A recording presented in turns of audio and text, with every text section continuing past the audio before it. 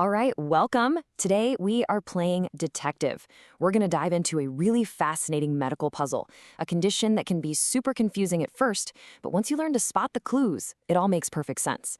We're going to solve the mystery of secondary adrenal insufficiency. You know how it often starts? With this deep, nagging fatigue that just never goes away. A kind of weakness where even the simplest things feel like climbing a mountain. This profound exhaustion? That's usually the very first clue in our investigation. And here's the really tricky part. These first symptoms are so vague. We're talking fatigue, weakness, maybe some nausea, losing weight for no reason. I mean, honestly, that could be anything, right? It's this confusing mix that can send both patients and doctors down a really long road trying to figure it all out. So here's our game plan for cracking this case. We'll start with the body's normal chain of command. Then, we'll see what happens when that crucial signal fails.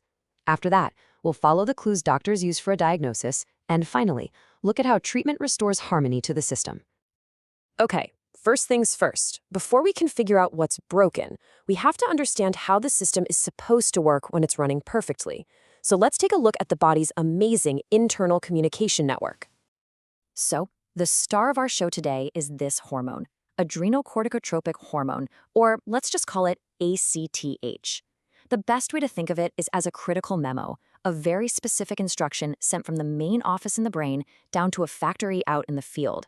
If that messenger doesn't show up, a really important job just doesn't get done. And this, right here, shows that whole process in action. It's called the HPA axis, and it works just like a well-oiled company. You've got the hypothalamus. That's our CEO, who senses stress and sends out an order. That order goes to the pituitary gland, the manager, who then sends out our messenger, ACTH. And finally, the adrenal glands, our factory. They get the message and start pumping out cortisol to help the body deal with the stress. It's a perfect flow, a beautiful chain of command. So that's how it's supposed to work. But what happens when there's a problem? In secondary adrenal insufficiency, this perfect communication system, it breaks down. Let's pinpoint exactly where that failure happens. And this is the absolute key to the whole mystery. The factory, those adrenal glands, they're totally fine. They're ready to work, ready to make cortisol. The problem is that the message, that ACTH signal from the pituitary manager, it just never arrives. No message, no product. Simple as that. So what could actually stop this signal? Well, sometimes it's a bigger issue with the pituitary gland itself, a condition called panhypopituitarism, or it could be a rare isolated failure.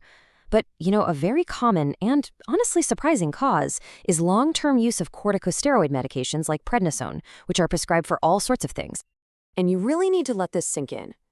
When your body gets steroids from an outside source for a long time, the manager, your pituitary gland, it just goes to sleep. It figures, hey, we've got plenty of this stuff. I don't need to send the signal anymore. So when you stop taking the medication, it can take a really long time, sometimes up to a whole year, for that natural signaling system to wake up and get back on the job. Okay, so now we know the potential culprits. How do doctors actually crack the case? This is where the real detective work begins as they start piecing all the clues together to get a definitive answer. The big question for any detective is proving the theory, right? For doctors, it's this. Can we find hard evidence that the ACTH messenger is missing in action, and because of that, the cortisol product isn't getting made? And here's the smoking gun right in the blood work. Doctors check for both the messenger, ACTH, and the final product, cortisol.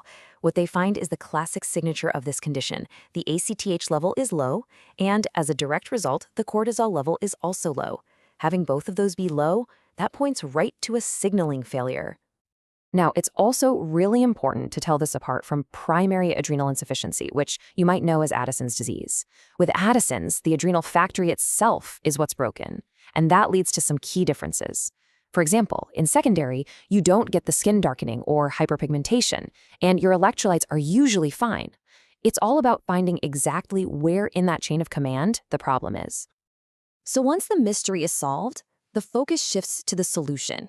How do we fix this communication breakdown and get the body back into a healthy balance? And you know what? The logic here is actually pretty simple and elegant. If the body isn't making enough cortisol because the signal isn't there, well, then the answer is to just give the body that cortisol directly. Treatment is all about replacing the missing hormone, usually with a medication called hydrocortisone. But here's what's really interesting. It's about what you don't need. There's another hormone called aldosterone that the adrenals make, and it handles salt and water balance, but its production isn't controlled by ACTH.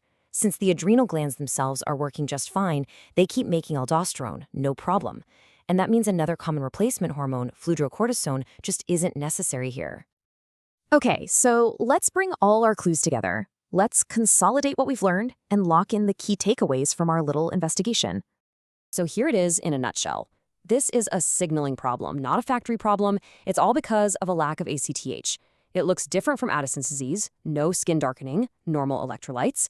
The diagnosis is locked in with blood tests showing low ACTH and low cortisol. And the treatment is straightforward, just to replace the missing cortisol, but you don't need to worry about the mineralocorticoids.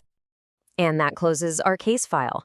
Secondary adrenal insufficiency is just a powerful reminder of how incredibly complex and interconnected our internal systems are. It kind of leaves us with a final thought, doesn't it? What other mysteries are just waiting to be solved when we really look closely at what happens when the body's own communication networks start to fail? Thanks for joining me on this one.